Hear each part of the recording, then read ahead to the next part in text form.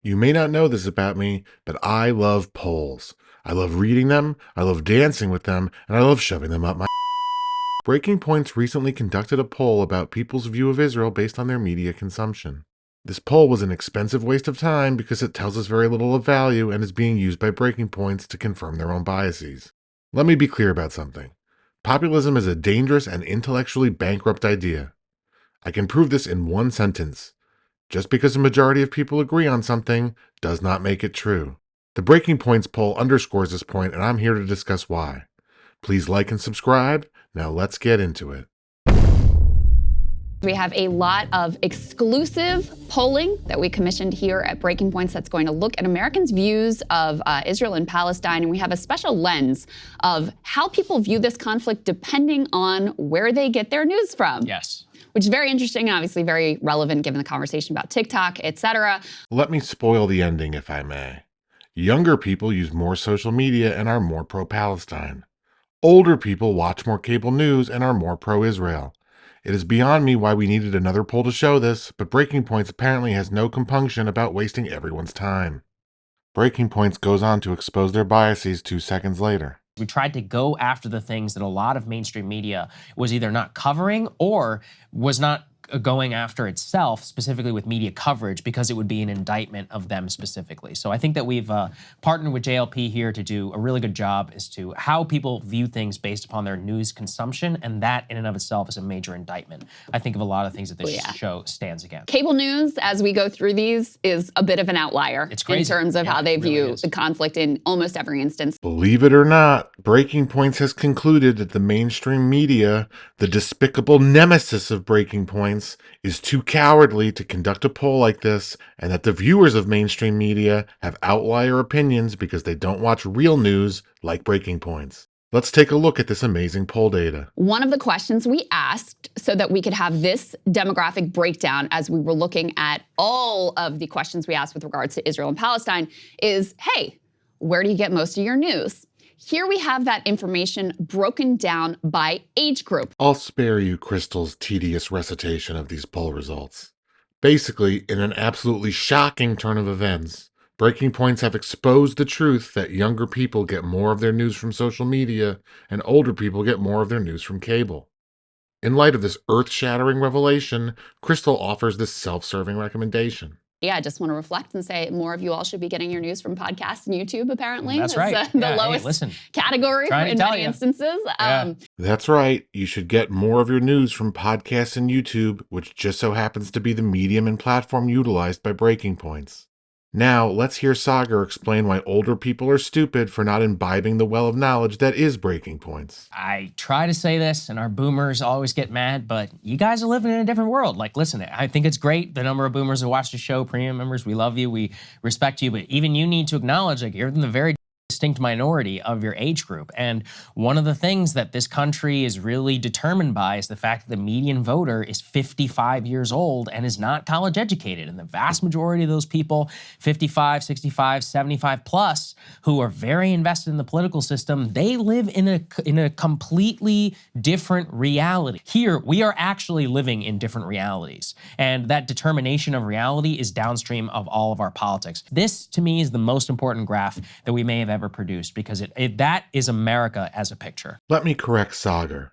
This is America as a picture, whereas this is a useless poll that proves a point everyone already believed. But not only is the stupid and hideous older generation living in a different reality, the younger generation's reality is definitely not at all influenced by social media algorithms. There's this assumption that the social media platforms are making people have a different view of the conflict. Now, I do think there is kind of a reinforcement cycle, but the reason why a more pro-Palestinian view of the world is wildly more popular, not just on TikTok, but on Twitter, on effectively any social media platform you could look at that has a broad audience, is because young people started from a different place in this conflict.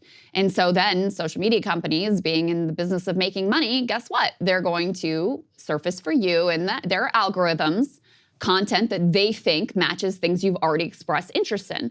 So I think the sort of causation is the exact opposite of the way that people in Washington are thinking about it. And obviously, this ties into the whole reason why TikTok is actually in danger of being, I mean, the legislation was passed, is very possible to be banned, is because they see, okay, young people are on TikTok. Young people have a different view of this conflict. We're blaming TikTok. But as I said, I think that the causation goes in the exact opposite direction. Despite not knowing how the TikTok algorithm actually works, you have to give Crystal credit for being confident about how it works.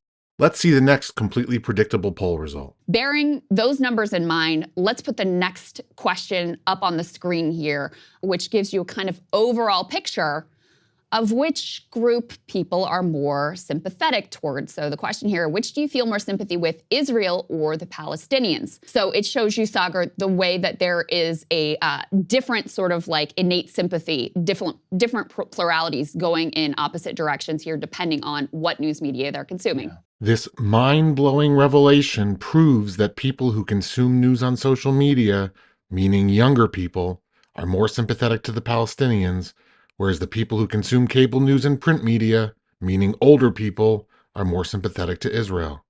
This next part is actually impressive. Sagar, who learned the art of divination at Hogwarts, manages to draw this conclusion from these poll results. Yeah, I mean, and again, I would just point to the fact that the podcast YouTube number is incredibly significant.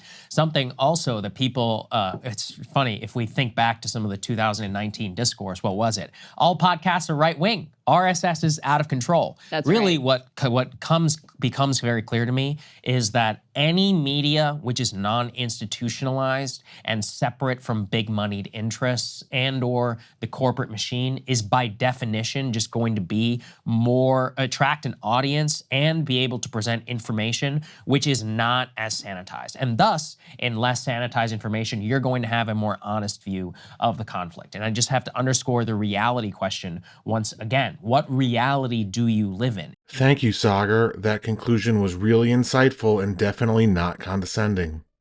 To make matters worse, Crystal doubles down on this idiotic take and basically says that older people are uninformed because they get their news from cable and disagree with her about Israel. That's exactly Yeah. right. And so, I mean, that's why it's sort of newsworthy when they do a segment that's like the one we covered Yeah. here. Oh my God, they actually talked about the fact that the IDF is desecrating cemeteries, Right. because it's so rare that that type of information about what is going on in this conflict actually breaks through. And of course, we've covered here the analyses from The Intercept and elsewhere about the dramatically more sanitized language that is used. We had that leaked memo from the New York Times saying you shouldn't even say the word Palestine. You shouldn't say the word occupied territories. You shouldn't say the word refugee camps. So that's the bubble and the filter that older Americans in particular are learning about this conflict through. And so you can see, and this is going to be a very consistent theme as we go through these numbers, the way that they're coming to very different conclusions from people who are getting their information, who are seeing the IDF TikToking their war crimes, for example, who are seeing all of those horrors on a daily basis, which is much more readily available on social media, podcasts, YouTube. So, older people are ingesting sanitized media coverage because their media sources impose standards about the use of controversial terminology. This stands in contrast to a show like Breaking Points, which has no standards at all. This next poll result proves my point that populism is a terrible idea. All right, let's put this next piece up on the screen, very relevant to the college campus conversation. Question here is, has anti-Semitism increased? Let me stop Crystal right there. The reason this particular poll is pointless is because anti-Semitism is either on the rise or not. It is irrelevant what people think is true. A much more helpful study and a much better use of resources would be to look at whether anti-Semitism is indeed on the rise. I understand the point that people's opinions on this issue are a reflection of the media they consume, but that is not helpful information unless we know the truth of the matter first. Because Crystal is incapable of comprehending that she might be wrong, she uses this useless poll to confirm her biases about cable news. That increased a lot line stands out as a kind of, different view. And obviously the emphasis has been much greater on cable news and print media. And I mean, they've just gone all in on smearing anyone who's protesting for a ceasefire as an anti-Semite. The next poll asks whether the Israeli military has gone too far, and the answer depends on what type of media you consume. These groundbreaking results will shock you to your core. question here is, has the Israeli military gone, let's say, for too far? You're only going to have 32% of cable news viewers who say that it has. You're going to have 33% of podcast viewers. You're going to have 45% of podcasts, and then also 41% of TikTok and or Instagram users. Whereas if you go to the about right number or the not far enough number, you're going to see that it's much larger for print media and for cable news as opposed to the podcast and the TikTok number. So Sagar proceeds to huff a bunch of copium and argue that people who get news from social media and podcasts are much better informed than others.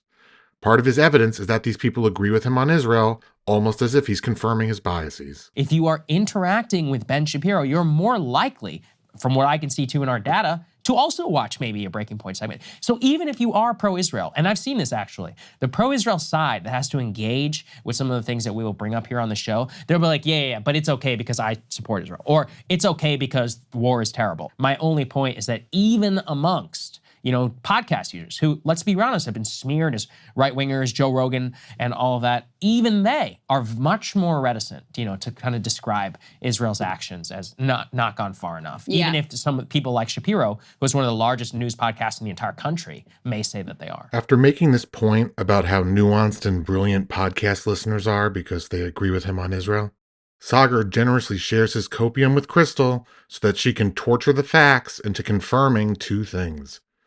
One, that she's correct about Israel, and two, that podcasts are a better platform for news because more people there agree with her about Israel. Even though the numbers are higher for the podcast, YouTube, social media people, you have a plurality of every group that says they've gone too far. Mm-hmm. Even in these very skewed news ecosystems, you still have a plurality that is saying this is too much. And liberals on MSNBC, they've got the older audience. They are much more sort of hawkish. They're much more on the Biden line. You think about the Pod Save Bros, which is like the biggest liberal podcast out there as far as I know. They've been critical. That's a good point. So there is a different audience they're responding to. There's a different age demographic. And frankly, there's more room for that kind of critique on that platform. But don't worry, Crystal clarified that MSNBC does have some good people, namely those who agree with her about Israel. See, shout out to, Ayman Moyaldeen and Ali Velshi and others who have created some space on MSNBC to be critical, but overwhelmingly, if you're watching there, you're getting the Joe Biden party line. I think I've made my point. There's another poll about whether the U.S. is sending the right amount of aid to Israel, and you can guess the outcome. I know I'm reusing the joke, but I think this was an embarrassing exercise in copeability. Breaking Point's paid money to have a reputable poll conducted for the sole purpose of confirming their biases about Israel. The results of the poll were entirely predictable, and none of this got at the truth of the matter about whether Israel is right or wrong. Populism is a bad way to make policy because popular opinion does not drive reality. Anyway, if you've made it this far, please give me one more minute. I'm making content on this channel regularly, and I'm trying to turn this into a viable product. All I ask is that you please like and subscribe if you enjoyed the video. Leave your thoughts in the comments and I'll respond.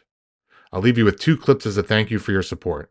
First, Crystal summarizes the entire 21-minute Breaking Points video in 10 seconds. They're basically having a lot of their views sort of confirmed on their platforms of choice, and that leads to an increasing split in the way that these age demographics and news consumers are viewing the conflict. Second, Sagar betrays his lack of self-awareness with the following statement. Again, even too, for all of the talk of social media creates reality bubbles, I think that the biggest reality bubble that exists is the cable news environment.